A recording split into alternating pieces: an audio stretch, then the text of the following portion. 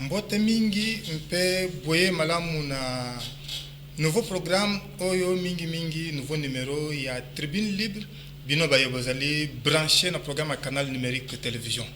Boyebi uto na tongo oya jeudi 14 juillet 2022 baminga na mboka na biso Congo bazali kolanda mot d'ordre lancé par le syndicat national de médecins Sinamed.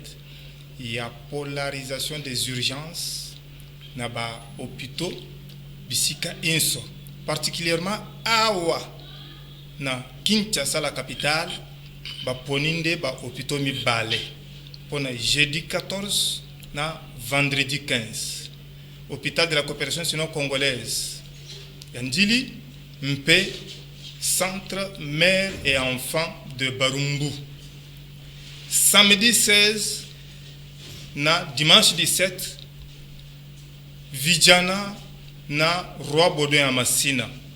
Lundi 19 na mardi 20 centre mère et enfant de Ngaba Mpe clinique quinoise. Mercredi na jeudi hôpital général de Kinkole et clinique Ngaliema. Vendredi na samedi, vendredi 22 na samedi 23 ba clôturer na hôpital de la Rive Mpe hôpital général de Madete. Mais tout n'est belé. Pour na nini décision ou ya polarisation des urgences ezwami na tango oyo tozali beaucoup plus na état de siège. Et lo konini elingi esala manatina ete baminga ngabako ko jouer jeu ya banguna te. Que dire na note circulaire ya secrétaire général ya santé.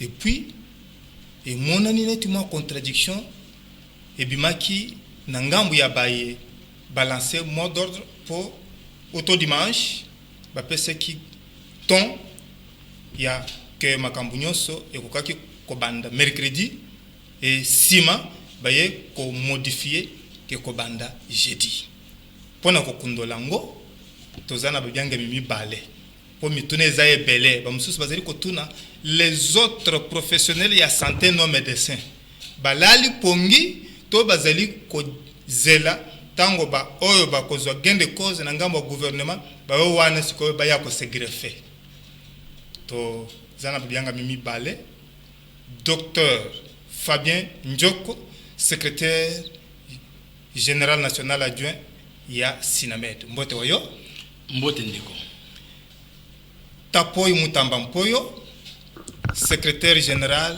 il y a 5 syndicat national des cadres et agents de secteur et de services. Mbote oyo? Mbote ndeko. Merci. Na zali ko bandana docteur Fabien. Pour na nini décision ya polarisation na ngongoyo alors que biso banso tozali ko bunda pona ko bimisa munguna oya koteli biso na kati na kotalela état de siège et puis eloko nini esengeli bosala po boko ko jouer jeu ya monguna te. Merci ndeko pona libako pesingai ya kosola na population na baye balandaka mingi chaîne na biso ya canal numérique télévision. Voilà. Syndicat national des médecins ezali syndicat ya ba cadre universitaire et na syndicat eye tosala kamakasi pour nous respecter le poto procédure syndicale. Il faut nous sa population était article 39 il y a constitution ya mboka na biso et lobby était droit ya grève ezali reconnu na constitution na biso pe ezali garanti wana article 39 ya constitution na biso biso baminga ngato sali article wana boyebi était mbula eleki tozalaki na grève to signaki accord na gouvernement ezaki le 3 août 2021 gouvernement zui ba engagement na kobongisa boye na kobongisa boye boyebi ete gouvernement bien gouvernement ya ba warrior lokolo ezalaki batu ya sika bazui pouvoir sika to loba gouvernement ya sika to pesi bango chance loko la population pe ndima ki baza ba warrior baza ba guerrier ba kobunda to pesa bango chance to signer accord le 3 août 2021 to comme en décembre to comme ba mukanda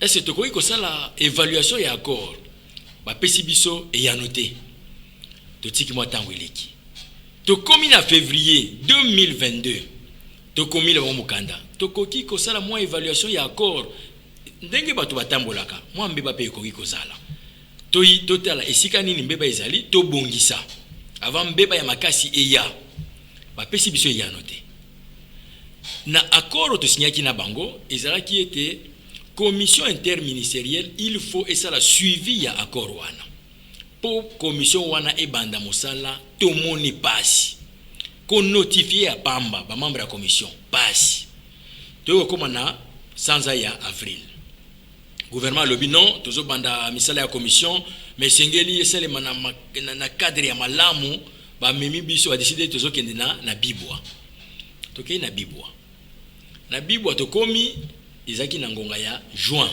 le 16 juin tokomi tozalaki parmi ba engagement il fallait tout ça na bibwa tout ça la ba plénière tout valider règlement intérieur ya commission interministérielle boko iko tambola na commission te sans que règlement intérieur ezala eko kozala te ata na ndaku ya mutu soko koti ba webiso il est interdit de fumer il faut landa ça fait partie du règlement intérieur tokota bibwa tobima bibwa je vais être bref plénière esalé matin commission interministérielle règlement intérieur to adopté bamaki biso pona nini bango bayebi to sali comme évaluation par o etali engagement au gouvernement zoaki par rapport na baminganga o ya biso to zoaki deux engagements je peux dire à 100% de ça qui a o ya biso to zonga ki musala à partir il y a le 3 à partir le 4 août 2021 mais o etali makamba ko sunga gouvernement pona makamba ba listing ya pay ceux qui va bénéficier biso na commission to kendaka donc to za na problème te mais na ngambu ya gouvernement na biso sur 100% il y a un engagement. À celle il y a 15%, 85% d'engagement, gouvernement à celle il y a un côté. Tout outil na bibwa, kuna programme pe yeba na kité. Et là comme alunga tout monde qui na bisoté. Quand ngi to kotaki to bimi na biso, to zongi. To pesi base na biso, ba minganga rapport. Tala avant to kende to yebisa bino que eloko isalema kité.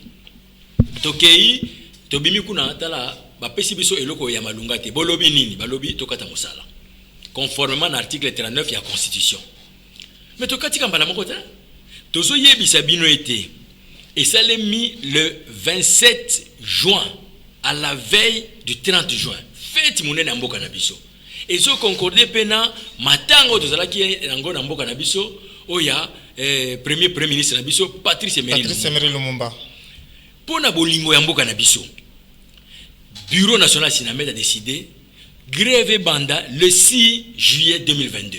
Au lieu de banda le 29 août parce que dans les 48 on était en droit de banda grève. To commis le gouvernement. Ba yonne le bisotin.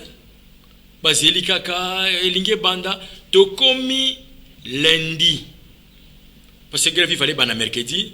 Ah ba bengi biso et pas il y a directeur de cabinet premier ministre, il y a vice-premier ministre fonction publique.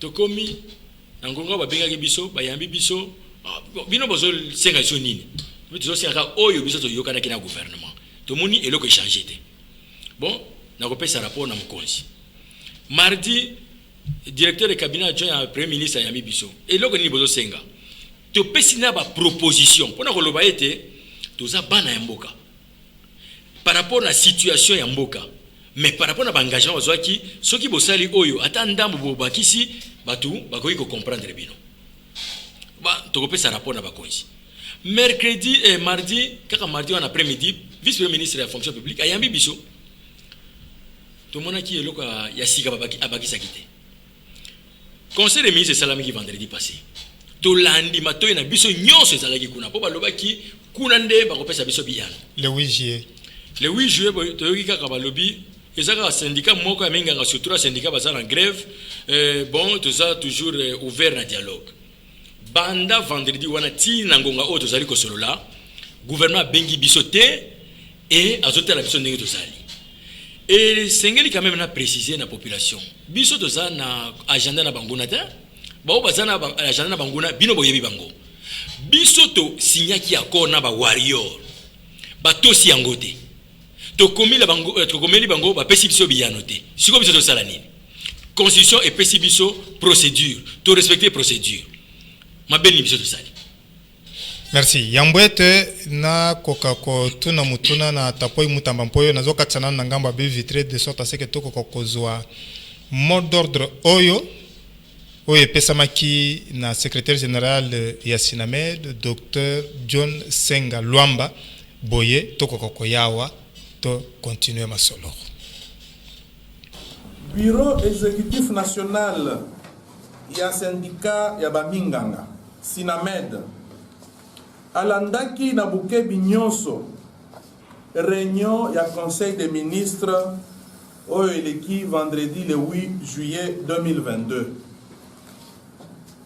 na kolanda compte rendu ya gouvernement baminganga bamoni ke gouvernement elandi ba proposition oyo bango bapesaki ye mpona kolongwa na crise oyo ya grève ezali komonana depuis poso mobimba baminganga bamoni ke gouvernement ezali kolanda bato ya makasi oyo bazali na kati na bango ole ya kolanda raison oyo baminganga bazali na yango baminganga na sima ya kolanda réunion ya conseil des ministres na biteni nyonso ya mboka na biso badeside ko komisa grève nango mwa makasi lisusu à partir ya mokolo ya minei le 14 juillet 2022 na mokolo wana na bisika nyonso na ba province nyonso kolongwa province ya Ituri na ya Nord Kivu ba province nyonso bakopona sikoyo ba hôpitaux oyo ekobanda kolanda ba urgence ekozala na ba hôpitaux nyonso te ekozala ba hôpitaux oyo bakopona pour que ba urgence nyonso ekendaka na ba hôpitaux wana. Sinamed yebisi na gouvernement que bazali disposé ya kokutana na gouvernement pote solution oyo babengi durable oyo ekoumela ezwa manokinoki sinon oyo ekokoma na sima ya poso oyo tokobanda ekozala nyonso na motu na responsabilité ya gouvernement na biso. Voilà. Touti Koyoka Dr John Senga Luamba, secrétaire général du syndicat national de médecins Sinamed. Denga peseki mot d'ordre. Mais yaki kochanga mukongo na son de cloche oyebi maki uto dimanche que grève kokai kobanda mercredi. Est-ce que les aliments contradiction katina bino to ezande bobandi mabe? Ndeko journaliste naza nesenga koyebisa yo te toza na Kinshasa, capitale de la République démocratique du Congo. Yo za na avantage ya kokita na siège national na biso na 57P avenue Yaouma na commune ya Kasavubu. Mais bandeko bazali na Idiofa par exemple. Na Lofu. Ba oyo bazali na Katakokombe. Ba oyo bazali na intérieur ya mboka na biso bazali na avantage wana te. Donc contradiction ezali complémentarité. Bureau provincial ya Kinshasa ezali awa na mboka mokonzi ya Kinshasa. Basala ki compte rendu ya conseil provincial batalisi ndenge ba minganga ya Kinshasa bazwaki mokano. Mais tobo sanate likolo ya bureau provincial tozana bureau national. Bureau national azali na obligation ya kokomela bakonzi nyonso pona koyebisa bango ete lokola bo pesi eyanote na mayeba minganga bazali kozela par rapport na accord to signaki na bino grève kozala sous forme ya service minimum te tozali koleka sikoyo na étape ya mibale ya polarisation ya ba urgence. C'est cela qui formalité ya notification ezali formalité administrative parce que mokonzi ya mboka bakonzi ya mboka ça veut dire gouvernement, ça veut dire gouverneur, bazali na obligation à cause ba disposition par rapport à la population. Et zali malamu koyeba été grève ezali contre population te, il fallait plutôt yebi sa population était na mokolo ya mercredi, ya mokolo ya mercredi te na mokolo ya jeudi ezali pona Kinshasa ekozala centre tel na tel hôpital ekozala mosala Mais de la même manière, bazali na intérieur de Mboka, il faut passer le même exercice. Tozali bureau national a précisé, il fallait tout meka ko bongisa et sika wana poete population eyeba na mokolo ya lelo banani bako yamba bango na Kinshasa, na Kwilu, na Kwango, na Mai-Ndombe, na Okatanga, na Lualaba ezali ndenge wana. Donc ceux qui bosali évaluation à travers la République bon a été na mboka il fallait pas avoir disposition wana et ezala ki malamu bureau national apesa bango mokolo moko ezali mokolo ya mercredi po ete ba meka koyebisa ba konzi esika bango bazali pona kozaba disposition pona population. Tapoy Mutamampoyo, yo zali rapporteur ya intersyndical national ya santé.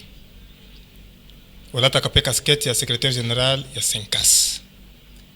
Yo zali professionnel de santé non médecin. Nangambu na bino. Wozali kolala pongi tango ba médecin bako zo gain de cause et pas ya gouvernement ndenge bazali ko revendiquer nde boko ya kolamuka to bino boko ya ko segrefe.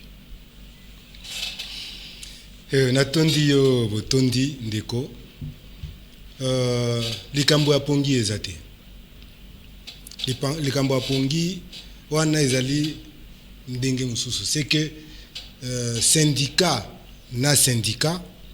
tozaka na organisation na biso sikoyo Sinamed amoni que oyo bango basengaki ekokisami te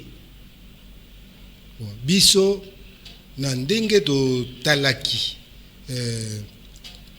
makambo elekaki na bibwa évaluation ya oyo nyonso toyokanaki soki bango bazalaki makambo mibale biso tozalaki na makambo ebele yango nde bosali restitution lelo yango nde tobengi bato lelo tosala restitution na INPES pona koyebisa bango nini tokende kosenga nini tozwaki nini tozozela kozwa acho base bango petango bayoki restitution balobi nini esili assemblée esili nanu te poto bendi yo mopanzi po ete toka nécessairement koya kotuna yo mituna. Oui, bon, c'est que l'air tosalaki évaluation ya makambo nyonso oyo to lingaki to sala na gouvernement, ça veut dire to yokanaki na bango déjà depuis le 20 juin ya mbula oyo to moni que 90% ya oyo to yokanaki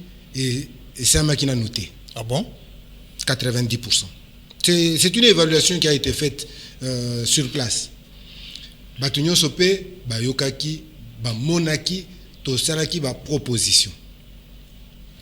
Siko gouvernement leur a bandi ko pesa biyano.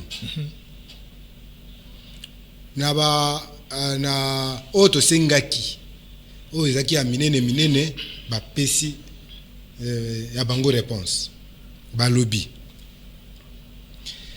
Concernant alignement, toko aligné à peu près 6000 personnes. Bakaboli ndenge ya ba groupe ndenge tozalaki ba oyo bakozwa boye et groupe ezaki alignement ya bato mingi ezaki ya ba infirmier ba mususu bayokaki likunya mais likunya wana ezaki nango na tina te parce que ba infirmier baza kozela alignement bazali 60 000 nde bazozela alignement sur 60 000 occasion ya aligner kaka 3 000 emonani mbala oyo et puis akaboli ndenge wana na ba différents groupes. Deuxième chose, sur le plan il y a admission sous statut. Oui. Et à la admission sous statut, et à la promotion en grade, et à la titularisation. Ma lobby, Mosala wana ezo salema en déant 60 jours. Ça veut dire à partir du 25 juin jusqu'au 25 août. Misala wana il faut esi la kosalema. Dans la commission interministérielle. dans le cadre de la commission interministérielle pour que le ministre va promulguer arrêté wana. Arrêté, bon, peut-être que netina ba ordonnance pour na grade à commandement. Et là comme sous le bi matriculé non payé. Il faut qu'on identifie bango pour na koyeba qui aligné éventuellement, qui n'est pas aligné. Parce que na ba matriculé non payé, on s'est retrouvé parmi les NU non payés. Bon, on s'est retrouvé dans la matriculé mususu baza payé. Ceux qui vont suivre la matriculé payé, bozongi si bango le soboti bango na liste ya kofutama bakobima ba doublon. Mbeba wana il fallait corriger to isoler. To benda pembeni ba matriculé payé, to tikala na ba non payé oyo to ko aligner mulongo moko na ba NU non payé. On croit savoir que cela est fait. Misala ngo izo sala masikoyo.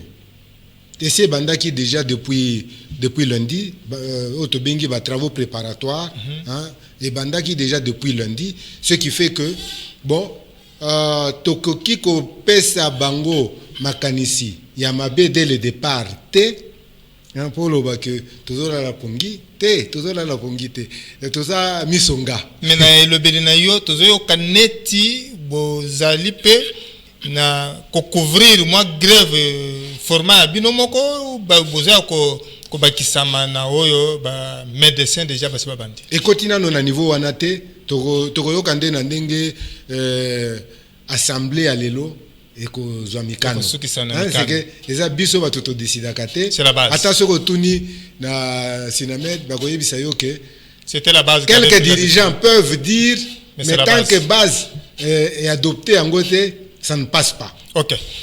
Docteur Fabien Djoko, nous avons posé à énumérer certaines revendications au Bokende qui ko évaluer na Venus village na Bibwa.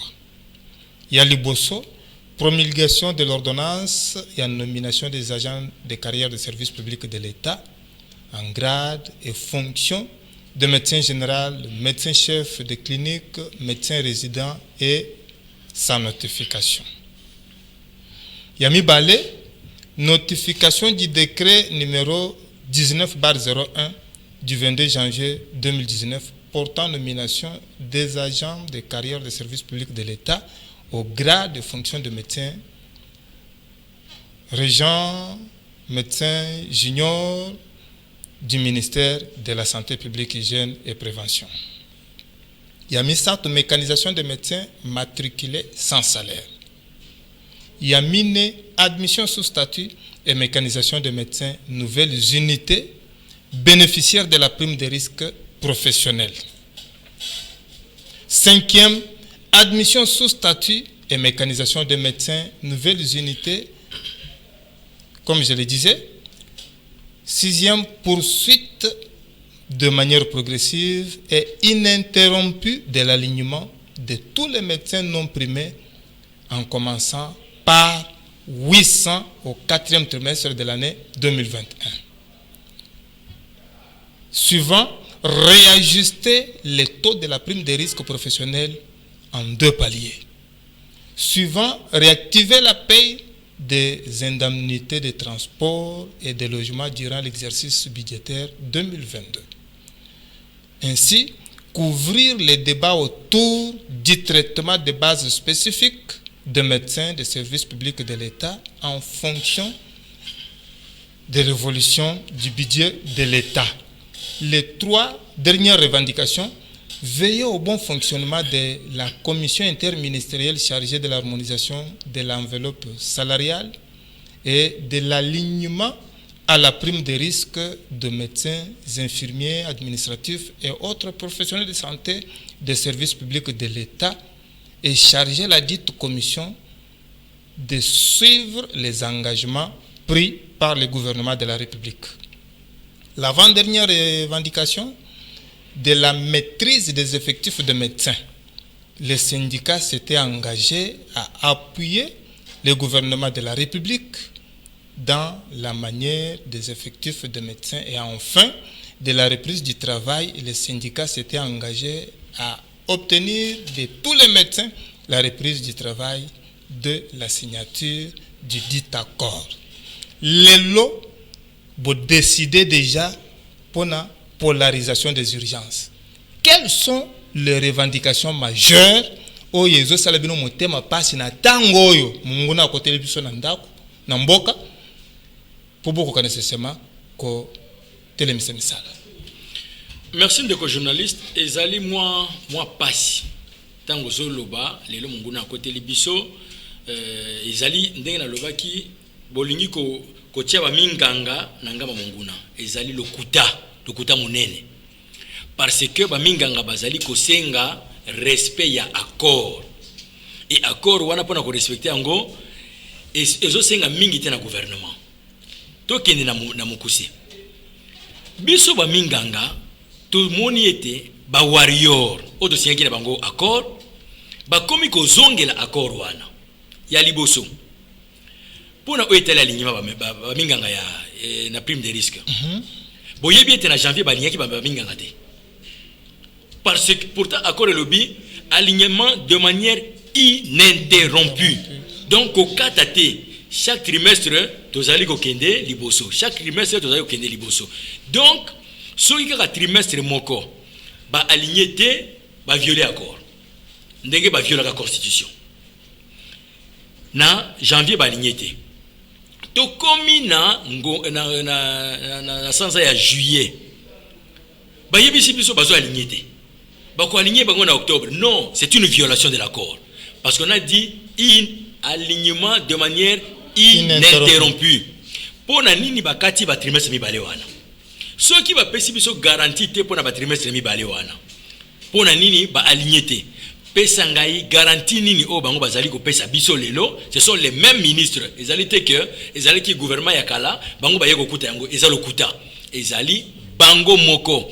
Oyo ce que Zali Bongo. Oui. Attendez, Zali Koloba. Parce que je venais de revenir sur la revendication na bino au Bouti ko évaluer na ba travaux et venu sur village na Bibwa. Oui. Je reprenais certaines revendications phares. Tolo baneti promulgation où il y a ordonnance à nomination des agents de services publics de l'État au grade de fonction de médecin général, médecin chef de clinique, médecin résident et notification. C'est tenu. On a nommé. Peut-être que le problème est que notification, il y a décret numéro 19/01. Non, déjà, on a pas encore notifié. Et quelle notification? C'est une procédure administrative. Oui, 50%. OK. Notification, il y a décret numéro 19/01 du 22 janvier 2019 portant nomination. Il y a agent de carrière de service public de l'État au grade et fonction de médecin, régent, médecin junior du ministère de la Santé publique et de prévention. Ça fait 3 ans pour notifier. Ça fait 3 ans. Vous avez dit c'est 2019. Hein? C'est peut-être un problème de suivi. Non, dites-nous qu'il n'y a plus les papiers et alors ils ne savent pas notifier. Ça fait 3 ans. Je ne sais pas si ce décret est encore valable aujourd'hui. Parce que, Théo Kanamalam, Premier ministre Tchibala a signé en 2019. Tout comme il a 2022. Tout signé accord na bango en 2021, le 3 août. Cela veut dire qu'on a indexé secrétariat santé? Nous avons indexé administration mobimba.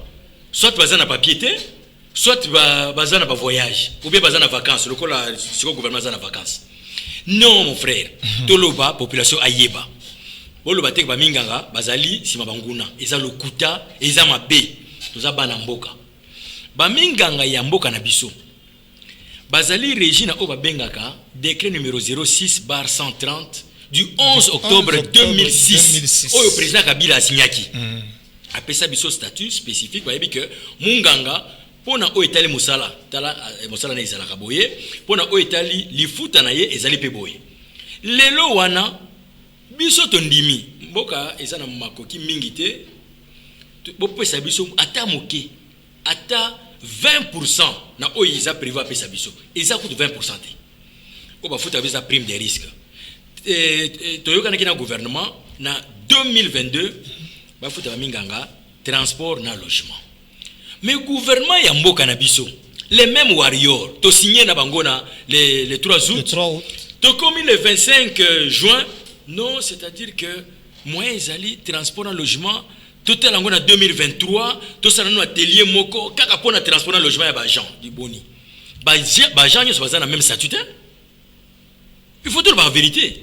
Tant on te signe qui accord wana, to sala kina no musala na ba expert ya gouvernement. Ya mwana to signe qui accord. Lelo ba lingi ba zonga sima. Ba beta oyo ba be ba lobaka rétropédalage. Boni ba warrior, eza boyete. Ya mwana to lobby na gouvernement boy. Wana eza kozongi sa biso sima. To kinaka liboso. Soki to sengi oyo mibeko lingi koloba, neti décret na wuti kotanga. Mais lelo wana munga nga kozala minimum na $10,000 américains, minimum na lobby bien. Mais to lobby to za bana mboka. Boyebi te munga nga tushaka $1,000 te, ba to yeba ka mota. Munga nga na mboka na biso tushaka $1,000 te. Bozoka même munga nga wana. Mema ina ba mboka ba paya. Poko mona ba miracle ya kosala. Bozo même politicien na biso, mema pe na mboka ba paya. A kozonga wa. Et bon, ça passe. Que dire alors de cette note circulaire? Il y a le secrétaire général de la santé. Et ça, Sony pour Namboka Nabiso. Comment ça? Sony parce que secrétaire général de la santé, tant que lobby était Moussala Zoba à 7h30, et Zosuga à 15h, et Lingoloba, ce qui yo, au y a 15h juste. Nathan montre, Nana montre, mais Nathan a montré à l'hôpital. Bakomi 15h. Nako Simba yo, les sous-soutiens na Bimi na Kei. Et Lingoloba Ndingana. Et Lingoloba, ce qui au côté na 14h, ba garder une observation. Na 16h munga ngotala yote asi abimaki akendaki elingi koloba garde des alités elingi koloba samedi musala katami na 12h elingi koloba dimanche musala ezate elingi koloba jour férié musala ezate pana minganga. Alors yebisa ngai alizo boma musala ba minganga ube azo tombola yango azo zongisa biso sima munganga zaka na horaire particulier bande ko na biso ba chargé ye wana sa musala na ngai te bao ba chaki wana bango ba yebi musala na bango. Bande ko na biso ba initiative en principe déjà à partir de 15h ba tika ka musala ba zongi. Mais mingi pe ba tika na biso ti ba facture musala ezali ya kofuta ba tika na kawana. Mais ba sala ba garde te. Ya onde siname da réagir maramoko? Te na linga bande ko na biso mimpoto zakana bango isika moko. Bande ko na biso ba infirmier. Tant ba sala ka garde après mikolomi balé ba zakana repos. Toto saka repos na bango. Linga ba zakana repos wana te. Donc mutu na mutu azana musala na ye ndenge mibeko elakisi ezali soni ezali pasi ezali mawa lelo bazongisa biso sima baloba munganga ko banda musala 7h30 akosukisa na 15h et comme nini hôpital du jour ou bien clinique du jour peut-être ezali mawa peut-être ka ko retirer notre circulaire wana tozela yango to baluki en attendant biso to yebi ka partir à lelo musala bandi 7h30 na 15h minganga il faut bazonga na ndako mais oyo nyonso zo comme la population bino boyebi banani bazali kopesa bino pasi tapoy mutamba mpoyo yo zali professionnel de santé non médecin bino bouti pe évaluation o ya venu sur village na bibo na elobeli na yo c'est comme si bo zali koya po bino pe bo kota na kati ya grève finalement bozo que la population ma hote te na koloba ndenge wana te biso totina no makanisi wana liboso te tolobi to sala restitution bopesa gouvernement préavis ba oyo tozali ko représenter makambo oyo tozwaki comme conclusion na conclusion wana bango nde ba ko décider koloba te que biso te comme si non partant de vos conclusions on voit déjà comment Masolo les ont risqué. Il n'y a pas encore de conclusion. Mais ndenge bouta qui ko évaluer na Venus village. Évaluation, après évaluation, il y a eu réaction du gouvernement. Il y a eu réaction. Oh na hôtel Kotanga, ils ont réaction au gouvernement. À lobby, bon ça fait 20 ans qu'on n'a pas admis sous statut, qu'on n'a pas donné de numéro matricule aux agents de la santé. Bon, ngai dans 2 mois matricule wana ekobima. Il y a plus de 20 ans, il n'y a pas eu de promotion en grade. Naebi atate mokolini basalaka promotion en grade na santé. Peut-être docteur Ayebi Mokolo basala ka promotion en grade. En tout cas, biso depuis na banda ko sala musala promotion en grade ezali kaka Mokolo na monaki arrêté à ministre Mokulungu Ebimaki.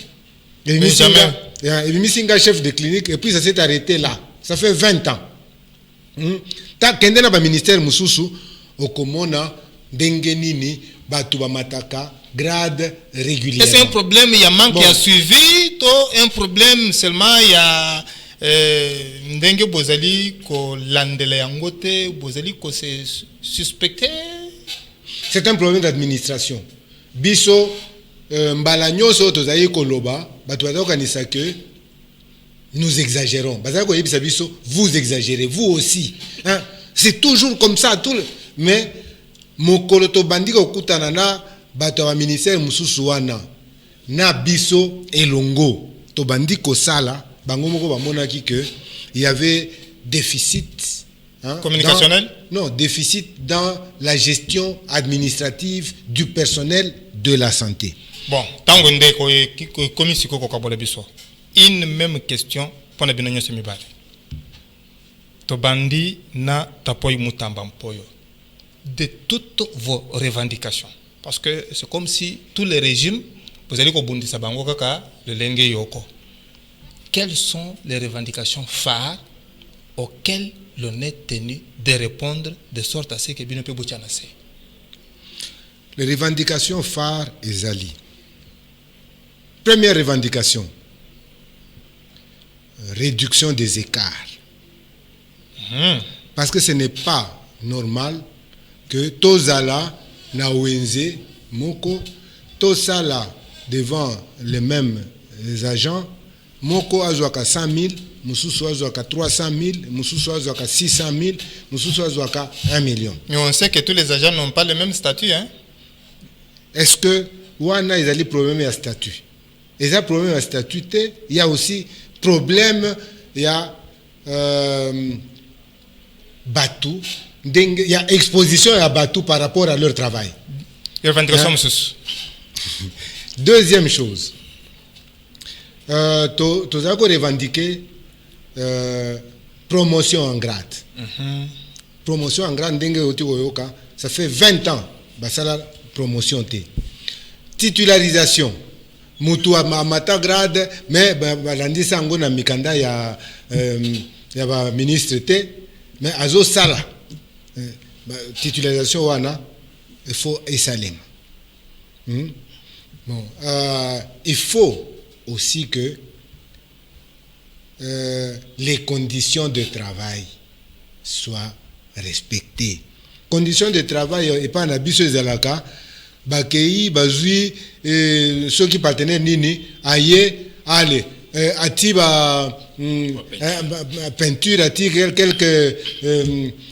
quelques histoires des ampoules et tout ça à lobby on a amélioré les conditions de travail. Couverture santé universelle kendena ba hôpitaux couverture santé universelle ezaka ba mode jusqu'à présent kendena ba hôpitaux nyoso otala quels sont les appareils qui sont là qu'on est en train d'utiliser et ils datent de quand? Il y a même des appareils depuis avant l'indépendance qui existent encore dans nos hôpitaux. Bon, tokatana ngambu ya docteur Fabien Njoko Poyo ozo chargé beaucoup plus le gouvernement à Borior. Quelles sont les revendications phares? Oui, avant de donner les revendications phares, il est important qu'on fasse une petite mise au point.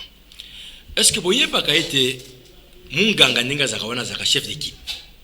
Et en tant que chef d'équipe, ce qui les kambu est commis, ce qui mbeba est commis, ba okangana no munganga. C'est lui d'abord le premier répondant. Oui. Et puis pour na mbeba kaka moko wana ba kokangaye ba koyi kokangaye bisika misato. Na hôpital ba suspendre ye. Na ordre de médecin ba koyi ko retirer le numéro comme ba koyi ko suspendre ye. Après ba mi na gombe awa na parquet. La justice. Mais pour na kofuta munganga community il faut aller là.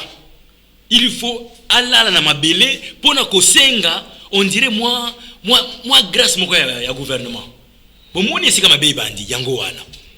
Baïkar peut zoloba yango wana. On lingolo banini keno ceux qui peut-être totalement bien les années ceux qui bateau ba même biso na lipanda bamusu babandaki kokomplote na bakolo mbele tozolipanda te. nalingi koloba justement perdre de l'indépendance nazalaka na respect mingi mpona bango po bango bakombataki bacolon lelo ezala basyndicaliste mosusu ezala population bakomi parfois au côté la gouvernement alors que le gouvernement en réalité baza basali na biso bango nde bazosalela mbongo ya mboka na biso bango bazozwa engagement lelo bakozwa congé yo lobeli yango te mais mboka eza na guerre. Comment moto akozwa congé alors que mboka eza na guerre? Comment? Pour la revendication, tu signes qui accord. Sur le plan administratif, ezali ba notifié ba minganga oyo président signé ordonnance, to komela ki président pour remercier ye. Oyo ça fait 3 ans, ba comme médecin junior régent au premier équipe ba la signé qui ba notifié bango te. To continuer ko aligner de manière ininterrompue. Minganga pour la prime de risque, mais aussi fout à transport dans logement ndenge ba warrior ba signaki le 3 août 2021 na Sinamed accord pour na ko permettre ba minganga bazala quand même na ba condition ya vie ya malam. To comme na suka c'est vrai nazo rappeler d'abord les hôpitaux retenus pour na tangoyo ya polarisation parce que c'est une décision ya syndicat national de médecins Sinamed. Jeudi 14 na vendredi 15 juillet 2022, hôpital de la coopération sino-congolaise et centre mère et enfant de Barumbu. Samedi 16, dimanche 17, Vijana et Roi Baudouin de Massina. Lundi 18 na mardi 19, centre mère et enfant de Ngaba et clinique quinoise. Mercredi 20 na jeudi 21 juillet 2022, hôpital général de Kinkole et clinique Ngaliema. Vendredi 22 et sabbat 23 juillet 2022, hôpital de la Rive et hôpital général de référence de Matete. Un mot de la fin, et pas ya Tapoy Mutamba Mpoyo. Elika Nabiso ezali et que gouvernement bakoto sa o nyoso toyokana kina bango. Soki bato cité wana tokozongela agent televisi bango makambo oyo toyokanaki ezali boye bango batosite tosala nini mais ceux qui batosi tant mieux mais c'est en fait toyokanaka pour que biso nyonso epai na epai totosa biso totosaka toujours epai na bango nde kotosa edépendaka ya bato. Tapoy Mutamba Mpoyo, secrétaire général à la SYNCAS, syndicat national des cadres et agents des secteurs de services, mais aussi rapporteur général et intersyndical national de la santé, Totondio. Un mot de la fin, docteur Fabien Djoko. Merci beaucoup. Ezali Passi a comme on a été depuis une semaine, Baminganga, Bazaki Jana grève, les lotos bandits forment aussi à grève, polarisation, mais côté du gouvernement, tout le monde y a et y a nos côtés. Peut-être que bazali kolamba masolo pour que va pesa biso biyano ya malamu peut-être tozana ilikiawana mais tokoyebisa la population était ba mingi ngabasala ka grève contre population te grève ezali reconnu dans l'article 39 ya constitution pona kosenga gouvernement employeur na biso abongisa ba condition na biso ya musala na ba condition ya vie ya ba minganga mais ceux qui a to cité wana ezali étape ya mibale étape ya misato ezali mais na kanisi to koma na niveau wana te gouvernement ko sala effort to me retrouver solution pona ko meka ko améliorer santé ya population pour wana za musala na biso. Fabien Djoko nous a rappelé que vous êtes secrétaire national adjoint ya Sinamed Totondio ngape na Totondio botondi na kombo ya Daniel Chisungu Rigen Maleu Yves Mukendi junior d'Ampitisa kobo sanate padu bombusa mingi bino baibozeri ko tambole na bendela ntomba Kongo na mitema na bino François Mukanda atondi bino botondi tokutani mbala.